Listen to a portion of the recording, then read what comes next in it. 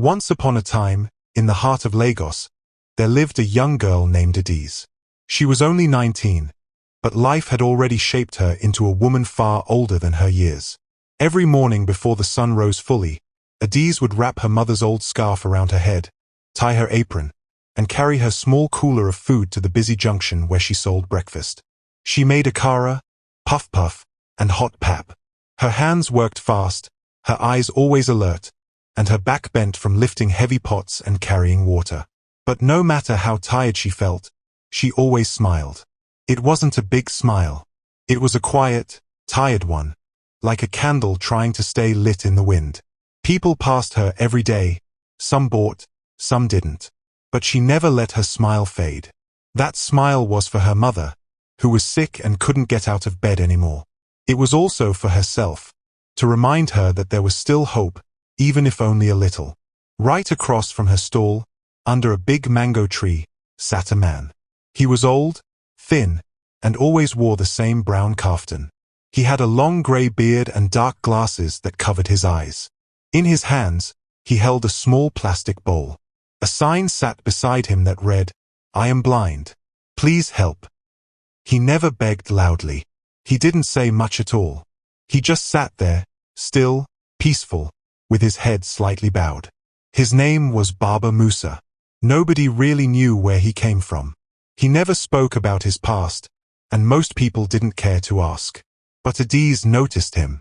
Every morning, before she served her first customer, she would walk over to him and drop a 200 Nigerian nairas note into his bowl. He never reached out to ask for it. He never begged her. She just did it. "Good morning, Baba Musa," she would say with a soft voice. "God bless you." And every time, he would nod slowly, raise his head slightly, and whisper, "Thank you, daughter." That was all. Then she would go back to her stall, set up her pots, light her small stove, and begin frying. But not everyone understood her.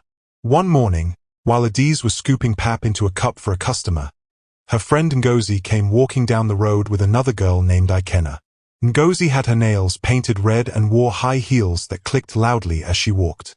She stopped in front of Adiz's stall and pointed. "Again," she said loudly. "You're still giving that old man money." Adiz looked up, confused. "What do you mean?" Ngozi rolled her eyes. "That blind beggar. You give him money every day. Why? You don't even have enough for yourself."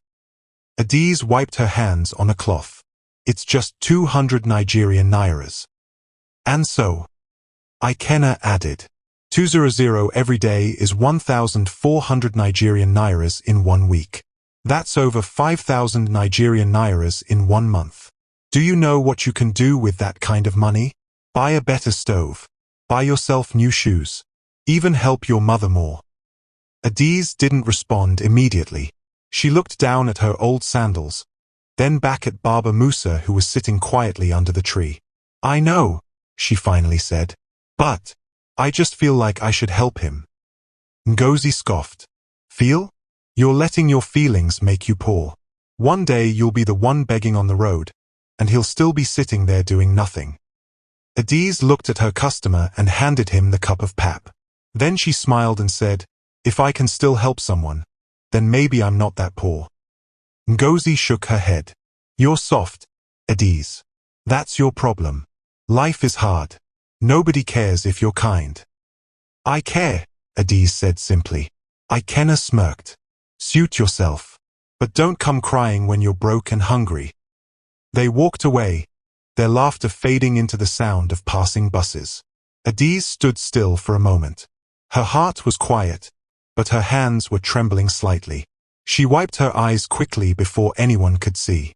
Then she turned back to her stall and continued working. As the day went on, more customers came. Some smiled at her. Some didn't even look at her face. A few threw money at her table like she was invisible. But she kept moving, kept serving, and kept smiling. Around noon, the sun was high and hot. Adiz took a small break, wiped her face, and drank some water. She looked across the road and saw Baba Musa still sitting in his usual spot, not moving. She took a piece of puff-puff from her cooler, wrapped it in paper, and crossed the road. Baba Musa, she called softly. Are you hungry? He lifted his head slightly. You have already done enough, daughter. I had some extras, she said. Please take it. He reached out slowly. His hands were thin, with veins that looked like lines drawn on paper. He took the food and gave a small nod. God will reward you, he said. Adiz smiled. Amen. She turned to walk away, but then stopped and looked back. Baba Musa, were you always blind? He didn't answer right away. For a moment, it felt like the air around them had stopped moving. Then he said, I have seen enough in this life. Maybe it is better this way. Adiz didn't understand, but she nodded and walked back to her stall. Later that evening, as she packed her things, Ngozi came back again. This time she didn't laugh. She just stood nearby, watching her.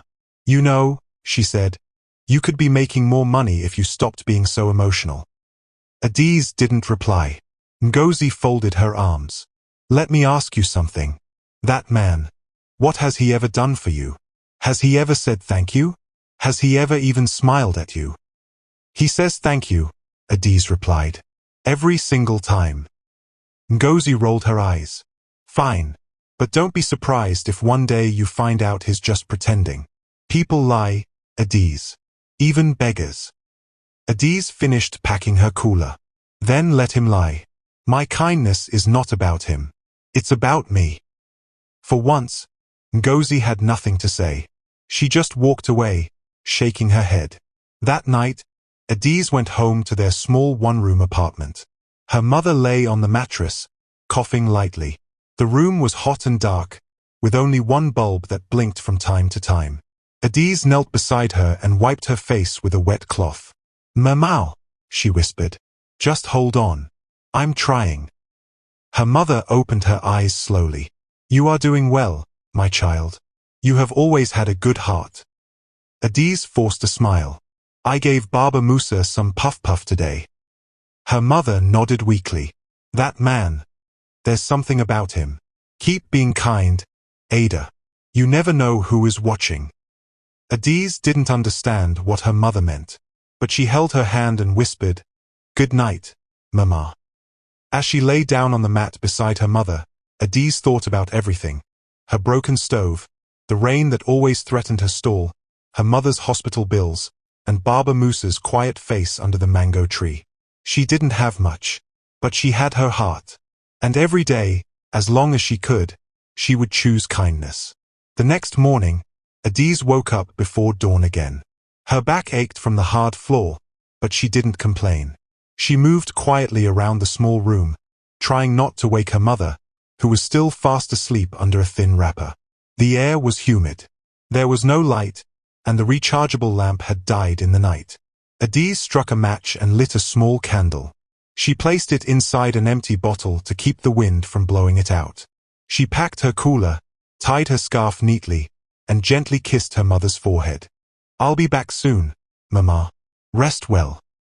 Then she stepped outside. The sky was still dark, but the streets were already alive with movement. Buses honked. Hawkers shouted. And the scent of frying beans and smoke filled the air. When Adiz got to her usual spot at the junction, she placed her cooler down, brought out her small stove, and started her fire. She poured oil into her frying pan, waited for it to heat, then began shaping akara balls with quick, practiced hands. As always, Baba Musa was already sitting under the mango tree. Adiz dried her palms on a towel and walked over to him with her usual 200 Nigerian nairas. Good morning, Baba Musa. He lifted his head slightly and nodded. Thank you, daughter. She smiled and turned back to her stall.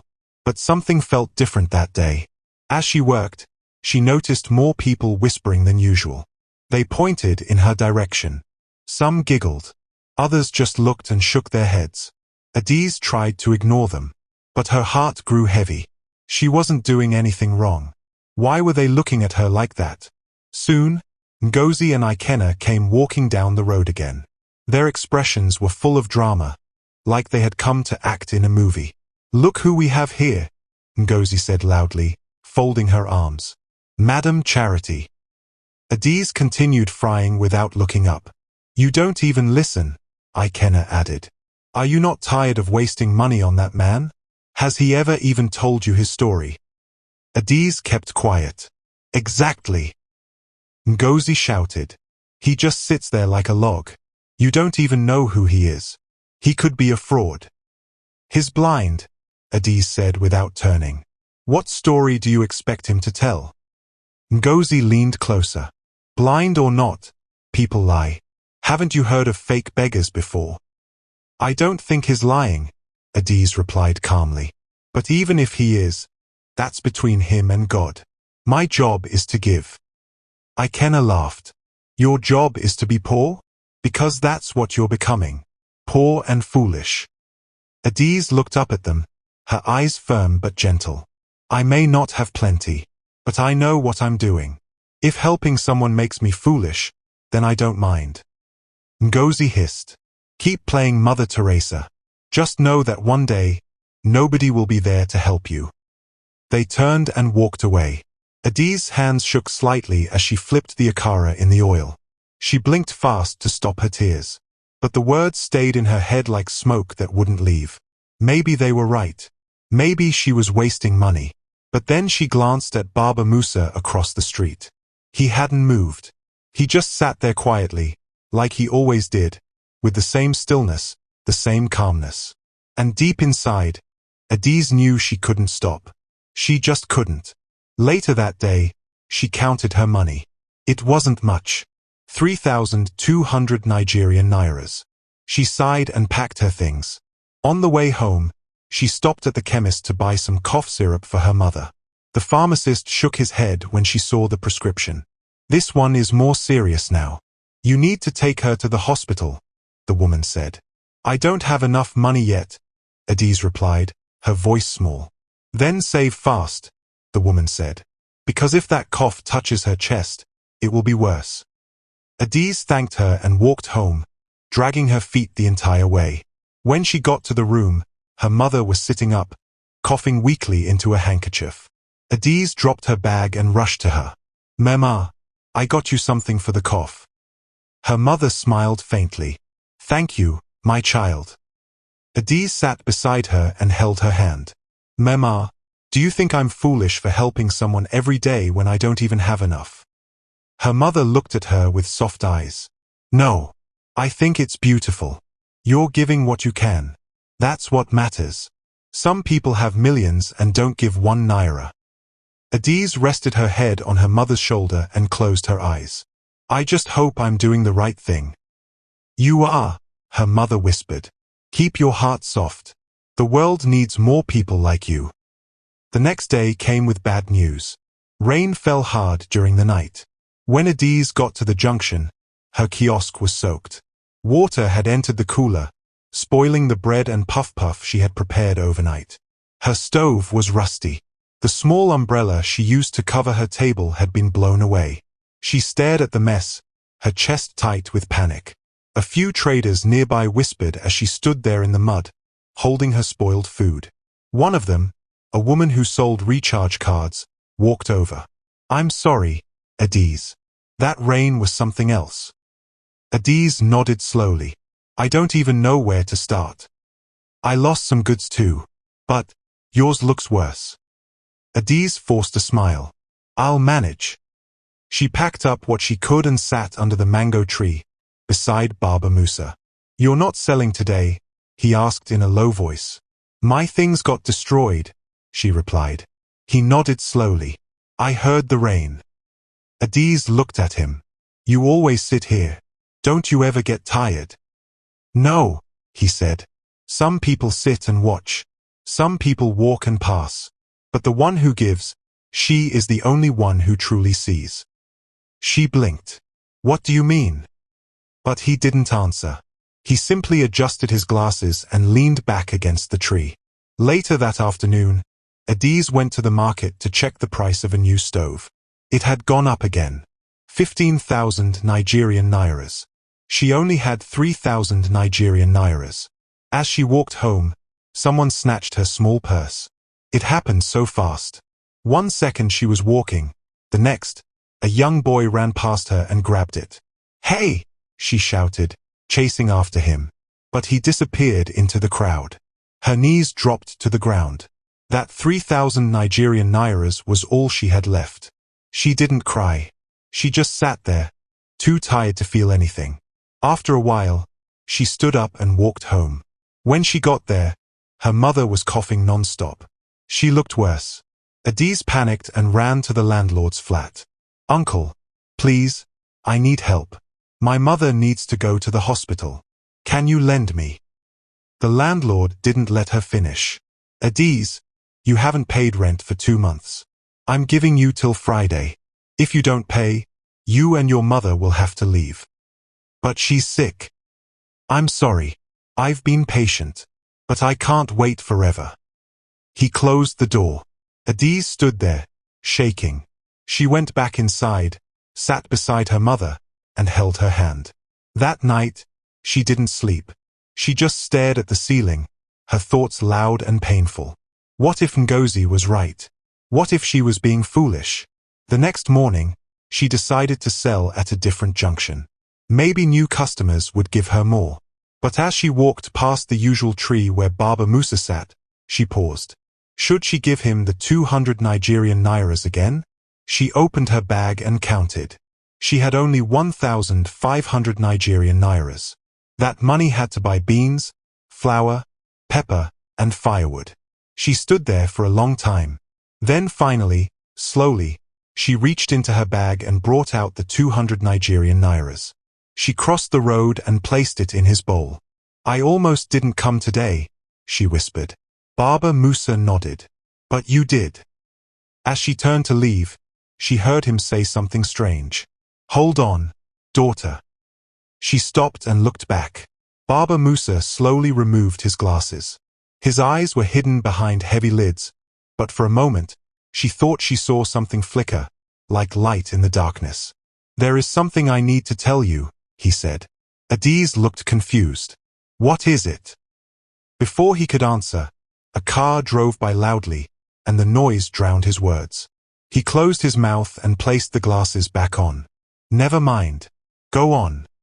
She frowned, but didn't ask again. She just nodded and walked away. But something about his voice stayed in her mind. It was clearer, stronger, almost like he wasn't blind at all. The sky was still dark when Adiz opened her eyes. Her body felt heavy. She had barely slept the night before. Every time she closed her eyes, her mind took her back to the landlord's words. "You have till Friday." It echoed in her head like a drumbeat. Friday was only 2 days away, and she didn't even have 1 naira saved for rent. She didn't know what to do. The worst part was her mother's health. The cough had gotten louder. Last night, she had coughed so much, she couldn't sleep. And now her chest sounded like it was filled with stones. Adiz stood up quietly and touched her forehead. It was hot. She bent beside her and whispered, "Mama, I'll come back soon. Just hold on, please." Her mother opened her eyes slowly and nodded. Adiz packed her cooler and stepped outside. The air was cold, and the clouds looked heavy. Another rain might fall. She didn't care. All she knew was she had to make enough money today, even if she had to stand under the rain.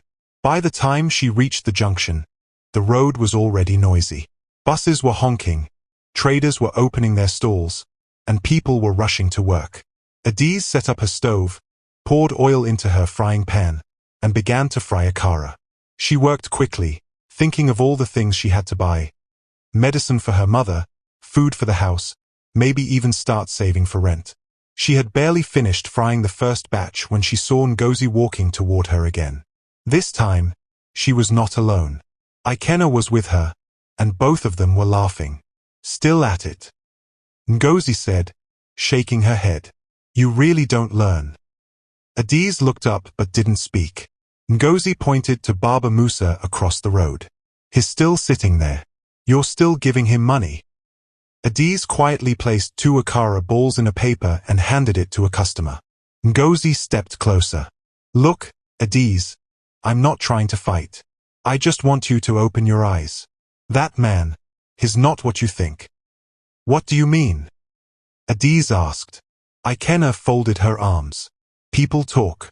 That man is not really blind. Adiz froze. What? Ngozi nodded. Someone said they saw him walking around at night without his stick. No glasses. Just walking like a normal person. Adiz laughed a little. That's not possible. Why not? Ngozi snapped. You think all beggars are honest? You think everyone who wears dark glasses is blind? Adiz tried to ignore them, but their words began to scratch her chest. I don't know who he is, Adiz said slowly.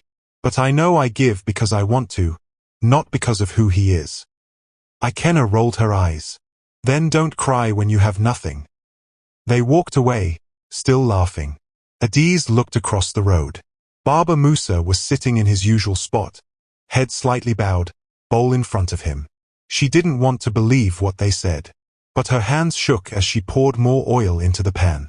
A few hours later, the sky turned dark, and heavy rain began to fall. Adiz quickly tried to cover her stall with the torn umbrella she had, but the wind was too strong. Her stove went off. The akara got soaked. Her cooler started filling with water. She watched helplessly as everything she worked for that morning got destroyed again. She fell to her knees and held the pan, trying to scoop water out, but it was useless. She was soaked from head to toe. Her scarf was dripping. Her hands were shaking, and her lips started to tremble. She looked across the road again. Baba Musa was still sitting under the mango tree, but something looked different. He wasn't holding his bowl. He had moved slightly out of the rain, sitting upright. His face looked calm. Too calm. Adiz stood up slowly and walked over to him. Baba Musa, she called. He turned his head slightly. Yes, daughter. Are you okay? He nodded. Rain cannot wash away the truth. She frowned. What truth? He didn't answer. He only reached into his bag and brought out a small cloth to wipe his face. Adiz stood there, confused. Then she walked back to her stall. By evening, the rain had stopped, but Adiz had nothing left to sell. She packed her wet things into her bag and started walking home. When she got to her street, she noticed people gathered in front of her house. Her heart started beating fast. She ran forward, pushing past two women. What's going on? She asked. One man turned to her. The landlord locked your door. He said you didn't pay rent. No, no, no, Adiz whispered. My mother is inside. She ran to the door and tried to open it. It was locked from outside. She banged on it hard. Mama, Mama, can you hear me? A soft voice came from inside. Adiz. She turned to the landlord, who was standing nearby with his arms crossed. Open the door, she shouted. Please. She's sick. She needs air. I gave you a warning, he said coldly. You ignored it. She'll die in there. The man looked away. A neighbor came forward. Please, just let the girl take care of her mother. She will pay. She's a good girl. After a long silence, the landlord sighed and threw her the key. Adiz rushed inside. Her mother was lying on the floor, struggling to breathe. Her lips were dry. Her skin was cold. Adiz knelt beside her and held her hand. Mama, I'm here. I'm sorry. I'm so sorry. Her mother looked at her weakly. It's not your fault. You've tried. Adiz started crying. No, I haven't done enough. I need to take you to the hospital. I need money. Her mother shook her head slowly. Just stay with me. That's enough. But Adiz knew it wasn't. That night, she couldn't sleep. She sat beside her mother, watching her chest rise and fall slowly. Her face was pale. Her cough was dry now, almost silent. And that scared Adiz more. In the middle of the night, she made a decision. She had to get help, even if it meant begging. She stepped outside and walked down the dark street. The whole area was quiet. Even the dogs had stopped barking. She didn't know where she was going, but her feet led her. And somehow, without planning it, she found herself standing in front of the mango tree. Baba Musa was not there. His usual mat was folded. His bowl was gone. She looked around. Nothing. She stood there for a long time. Then she sat down under the tree, hugging her knees. Tears rolled down her face. God, please, she whispered. I don't know what to do anymore. I'm tired. I'm trying my best. But nothing is working. I'm tired. Just then, headlights appeared down the road. A black SUV slowly pulled up beside her. She stood up quickly, wiping her face. The window rolled down. A man in a dark suit leaned out. Are you Adiz? She froze. Yes. Baba Musa wants to see you. Her heart jumped. What? Where is he? Get in. She hesitated. The man noticed. I won't harm you. I was sent to bring you. She looked back down the road. Her house was still far. Her mother was still weak. She looked at the man again. Then she stepped into the SUV. The door closed behind her. The car moved. The ride was silent. The windows were tinted. She couldn't see outside. Her hands were sweating. After almost 30 minutes, the car pulled into a compound. The gate opened automatically. She saw lights, flowers, clean tiles, and big windows. This was not a normal house. It was a mansion. The car stopped. The driver opened her door. Come in. She stepped out slowly. Another man opened the front door. Welcome, Miss Adiz. She walked inside. The floor was made of marble. A chandelier hung from the ceiling. The air smelled like fresh flowers. She had never seen anything like it. She stood still. Then she heard footsteps. She turned. Baba Musa was walking down the stairs. Not sitting. Not using a stick. Not wearing old clothes. He was in a white flowing agbada, shoes shining, head held high. And his eyes were clear. He wasn't blind. He had never been. Adiz stared at him, mouth open. He smiled. Good evening, daughter. Adiz couldn't speak. She just stood at the bottom of the wide staircase, staring at the man who was now walking toward her. Calm, tall, and confident. It was Baba Musa, but it wasn't. His face was the same. His voice was the same. But his clothes were spotless white. His eyes, which were always hidden behind those dark glasses, were now wide open and bright. No signs of blindness. He wasn't hunched. He wasn't limping. He wasn't holding a walking stick. He was standing like a man who owned the place. Adiz felt her throat tighten. Baba? The man stopped in front of her and smiled. My name is not really Baba Musa, he said gently. It's Alhaji Musa Ibrahim. She opened her mouth to speak, but no words came out. Her body felt frozen. You're confused, he said kindly. I know. Please, sit down. He pointed to a cream-colored sofa in the large living room. Adiz sat slowly, her eyes never leaving his face. He sat opposite her and leaned forward. I'm sorry for hiding the truth from you for so long, he said. But I had to be sure. I had to see you for who you truly are. Adiz frowned. I don't understand. You were blind. You sat by the road every day. You begged. I never begged, he replied softly. I only sat there. It was people who gave. But why? Why did you pretend? He took a deep breath and looked down for a moment. A few years ago, I lost everything. Or rather, I thought I did. I had money. Plenty of it. I had houses, cars, workers, even a private jet. But I was lonely. Everyone around me was fake. They only smiled because of my money. When my health failed for a while, they all disappeared. Adiz listened, her heart racing. I recovered, he continued. But I didn't want to go back to that life. I needed to see if true kindness still existed. Not the kind that's loud. Not the kind that's looking for praise. The quiet kind. The kind that gives without expecting. His voice became even softer. So, I left everything. I dressed as a poor man. Sat on the street. Just watched. Day after day, people passed. Some laughed. Some insulted me. Others gave me small money, but only when people were looking. He looked up at her. But then, you came. Adiz swallowed hard. You gave without anyone watching. You gave even when you didn't have enough. And you did it every single day. She looked away. I didn't do anything special. He leaned back and smiled. To you, maybe. But to me, it meant everything. You reminded me of something I had forgotten. What it means to give with your heart. Adiz's hands were shaking now. So all this time, you were testing me.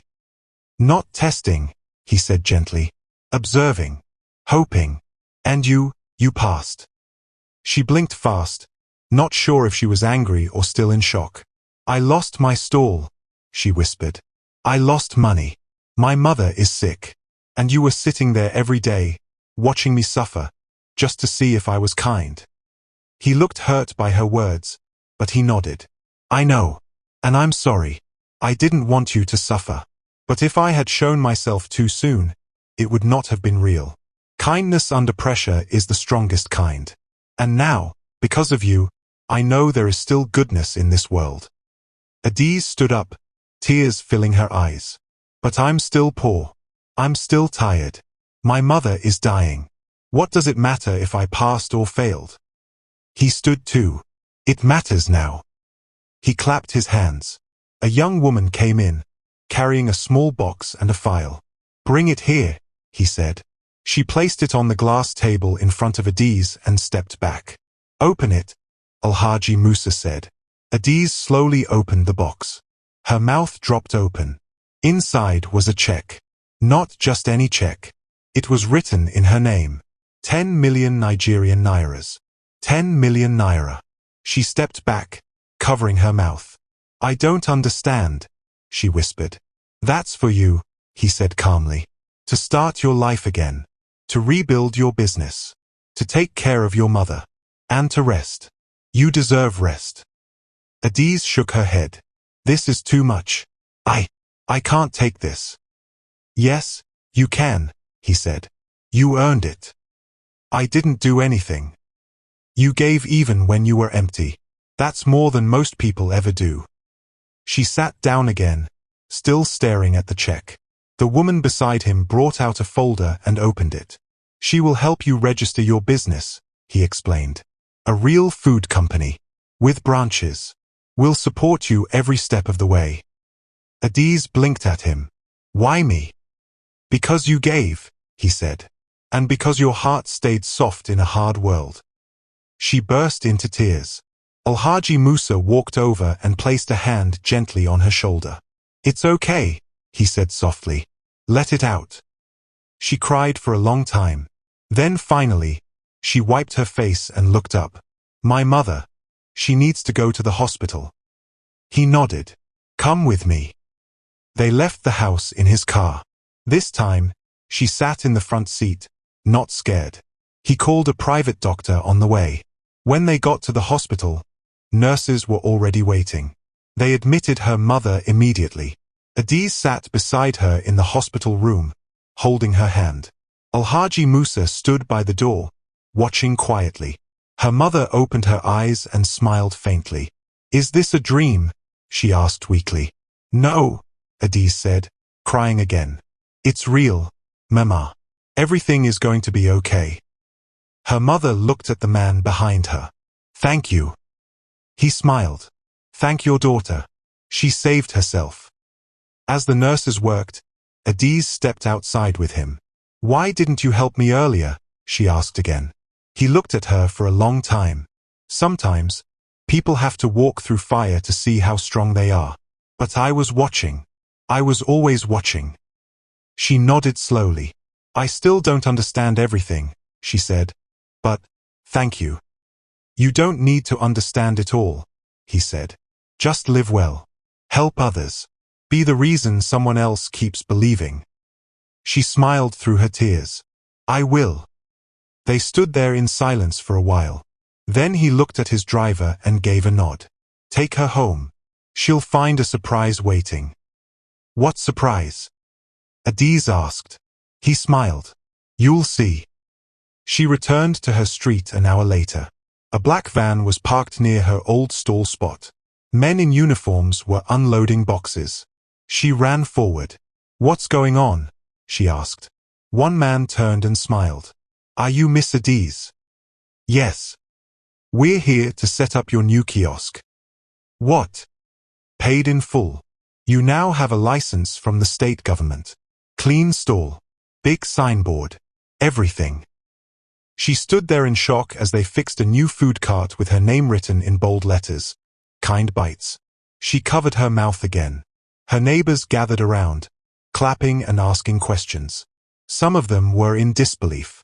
Then she saw Ngozi. Her eyes were wide, her mouth open. She walked toward Adiz.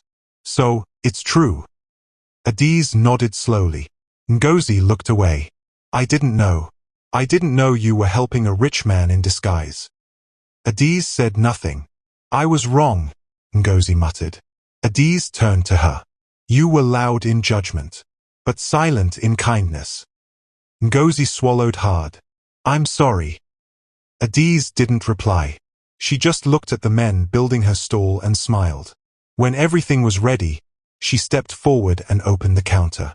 The first customer came. A young girl. Adiz handed her a piece of puff-puff and smiled.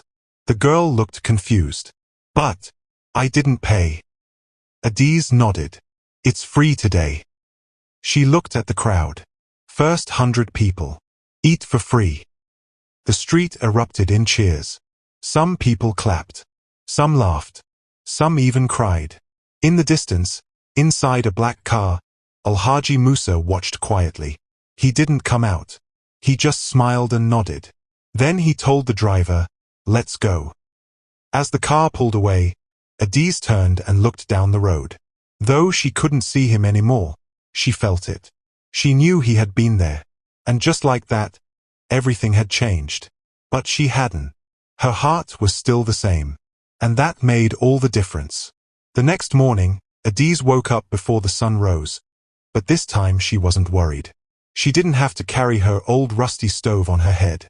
She didn't have to worry about spoiled flour or a torn umbrella. She didn't have to wonder how much she would make. This time, she smiled as she got ready. The hospital had called early to say her mother had slept peacefully through the night.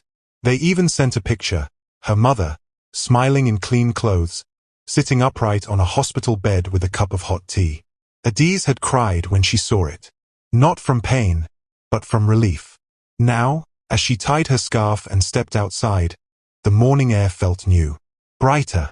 Softer. For the first time in many months, she didn't feel tired before the day had started. The new kiosk was standing proud at the junction. The silver counter was spotless, and the sign above it read clearly, "Kind Bites. A taste of love in every bite." She didn't know who came up with the slogan, but she loved it.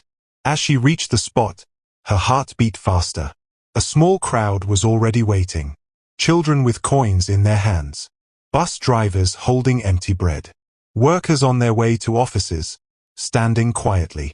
Adiz stepped into the kiosk and wore the new apron they had made for her. It was red, clean, and soft. She looked around and breathed in. She could do this. She turned on the gas stove. No more charcoal. She placed her hands above the flame and smiled. It was warm. The first customer was a young boy with a bruised chin and no shoes. "How much is one puff-puff, auntie?" he asked shyly. Adiz smiled. "First 5 are free today. What's your name?" "Cheka." "Well, Cheka, thank you for coming." She handed him a paper pack with 5 fresh puff-puff balls. He ran off happily, not believing his luck. The next customer stepped forward, and the day began. By 9 a.m., the line was long. People were whispering about her. Some were curious. Some were just hungry. But most of them had heard the story already. The kind food seller who gave to a blind beggar every day. And it turned out he was a billionaire. Whispers floated through the crowd. She helped him without knowing. She used to give him money even when she had nothing. She deserves everything she's getting. Adiz heard the whispers, but she stayed focused. Then she heard a familiar voice. So this is where the magic happened. She turned. Ngozi, wearing jeans and a shiny top. hair packed high, lip gloss sparkling. Standing beside her was Ikenna, arms crossed, expression unreadable. Adiz blinked and wiped her hands with a napkin. Good morning. Ngozi stepped closer. Your name is everywhere, Adiz. People are even calling you the girl with the golden heart. Adiz didn't respond. Ikenna looked around. This kiosk is fine. Sharp. I didn't expect all this. I didn't expect it either, Adiz said. Ngozi forced a laugh. To think we were mocking you. Adiz said nothing. She scooped akara into a bowl and handed it to a woman in line. Ngozi watched her. You don't want to talk to us? Adiz looked up slowly. What do you want me to say? Ngozi shifted. I just came to say sorry. For real this time. Adiz's face was calm. You laughed at me when I was low. Now you want to talk because I'm rising. Ngozi's voice softened. It's not like that. We didn't know. I knew, Adiz said, not raising her voice. I knew what I was doing. I didn't need to know who he was. Ikenna stepped forward. We get it, Adiz. You did good. But don't act like you're better than us. I'm not acting, Adiz replied. I'm just busy. She turned back to the stove. Ngozi stood there for a second, then smiled tightly. Congrats. Anyway, I mean it. She and Ikenna walked away. A customer in line leaned forward. Those girls? They used to mock you. Adiz nodded. I know. The woman smiled. You've handled them well. You didn't shout or show off. That's real class. Adiz gave a small smile. I'm just doing what I've always done. Cooking and being kind. By afternoon, someone brought a camera. A man with a microphone introduced himself. We're from a local TV station, he said. Can we interview you? Adiz was nervous but agreed. They asked questions. Why did you give to a blind beggar every day? Did you know he was a billionaire? What advice do you have for others? Her answers were simple. I gave because I wanted to. I didn't know who he was. I didn't care. I just believe that helping someone, even a little, is never wasted. By evening, her story was already online. People were reposting it. Some called her a miracle girl. Others called her the girl who gave and received. But she didn't feel famous. She felt grateful. Later that night, she went to the hospital. Her mother was sitting up, smiling at a nurse. Look at you. Adiz laughed. You're forming fine woman already. Her mother grinned. I told you I was strong. Adiz sat beside her. The doctor said you can go home soon. Her mother's eyes watered. You did all this, Ada. Adiz shook her head. We did it together. You never gave up on me. Her mother looked at her for a long time. And you never stopped helping others, even when you needed help yourself. Adiz held her hand. I just wanted to do the right thing. You did more than that. You changed everything. On Sunday morning, there was a knock at her door. She opened it and gasped. Alhaji Musa was standing there with a small boy holding a wrapped box. Good morning, daughter, he said. Alhaji. She stepped aside. Please come in. He entered quietly. The room was still small, but clean and fresh. Her mother was sitting on the bed with a head tie and wrapper. Good morning, sir, she said. Good morning, madam. You look better. She smiled. Thanks to you. He turned to Adiz. I came to bring something else. The small boy stepped forward and handed her the box. She opened it slowly. Inside was a brand new business license, stamped and signed, with her name in gold ink. You're now the official owner of Kind Bites, he said. The papers are yours. And that's not all. He handed her another envelope. Inside was a land document. Adiz stared at it. You now have a plot of land on the mainland. You can build your first restaurant when you're ready. Her mouth fell open. Why? She whispered. Because you're the kind of person who makes the world better, he said. And I believe in you. She sat down slowly. This is too much. He smiled. It's just the beginning. Later that week, a customer asked Adiz a question. Why do you call it Kind Bites? She wiped her hands and looked up. Because every bite should remind someone that kindness still exists. The customer nodded slowly. I like that. Then a little boy in line tugged at her apron. Auntie, do you still give to beggars now that you're rich? She bent down to his level. I still give, she said. But now I also teach others to give too. He grinned. One day, I want to help people too. She tapped his nose. Start now. Kindness doesn't wait. That evening, as she closed her stall, she looked across the road. The mango tree was still there, but Baba Musa was not. She walked over slowly and sat under it. For a few moments, she closed her eyes and listened to the wind. Then she whispered, Thank you for watching me, even when I didn't know. She stood up and walked back. Her apron was dusty. Her hands were oily. Her back was tired. But her heart was full. She had nothing once. But now she had something worth more than money. She had purpose. And she would spend the rest of her life pouring that purpose into others. One bite at a time. 1 year later, the junction looked completely different. Where Adiz's small metal kiosk used to stand, now stood a neat building with large glass windows.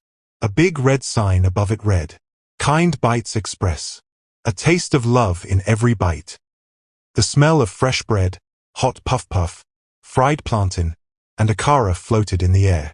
Customers came in and out with brown paper bags. Some ate at the small tables outside. Others took their food and hurried back to work. Inside, Adiz stood behind the main counter, wearing a white apron with her name stitched in red letters. Her hair was packed neatly in a scarf, and she was smiling as she handed change to a little girl who had just bought a pack of pancakes. Thank you for coming, Adiz said. Thank you, Auntie Adiz, the girl replied, then ran out happily. Adiz turned and walked into the small office at the back of the shop. Inside, her mother sat behind a desk, reading through a file with a pair of glasses. Mama, why are you always checking numbers? Adiz teased. Her mother looked up and smiled. Because it's my job now. You're the face of this place, Adiz. I'm the brain behind the records. Adiz laughed and leaned on the table. You've changed, oh. Now you're acting like accountant. Her mother smiled again, but then her face softened. Sometimes I still think I'm dreaming. Adiz sat down. Me too. Every morning, I wake up and wonder how all this happened. Her mother reached for her hand. It happened because you stayed true to yourself. Even when life was hard, you didn't let your heart become bitter. Adiz looked at the framed picture on the wall beside the door. It was a photo of her and Alhaji Musa, standing in front of the first Kind Bites kiosk. He had one arm over her shoulder, and they were both smiling. Below the photo, a quote was printed. When the heart gives without noise, blessings return without warning. She stared at the words for a moment. I wonder where he is now, Adiz said. Her mother shrugged. He doesn't like noise. Maybe he's out there helping another person. Adiz nodded slowly. I hope so. There was a knock on the office door. Ngozi peeped in. The people from the NGO are here. Adiz stood up quickly. I almost forgot. She walked out to the front, where two women were standing with clipboards and matching yellow shirts. Good afternoon, one of them said. Good afternoon, Adiz replied with a smile. Welcome to Kind Bites. The woman looked around. It's beautiful. And the smell. I'm already hungry. Adiz laughed. I'll pack something for you before you leave. The woman cleared her throat. We're very proud of the work you've done. Your foundation has been feeding over 200 children every week. That's not small. It's changing lives. Adiz nodded. We just want to give the way others gave to us. The second woman spoke up. We also saw the news that you've opened branches in 3 other locations. What's your next plan? Adiz smiled, her eyes shining. A training center, she said, for young girls. We want to teach them how to bake, how to fry, how to run a food business. Not just give them food, but teach them how to cook it too. The women clapped quietly. God bless you, Adiz, one of them said. She nodded. Amen. As they left, Ngozi came to stand beside her. Ngozi was no longer the same girl from last year. She now worked at Kind Bites full-time, handling packaging and deliveries. Her makeup was lighter, her voice softer. Life had humbled her in a quiet way.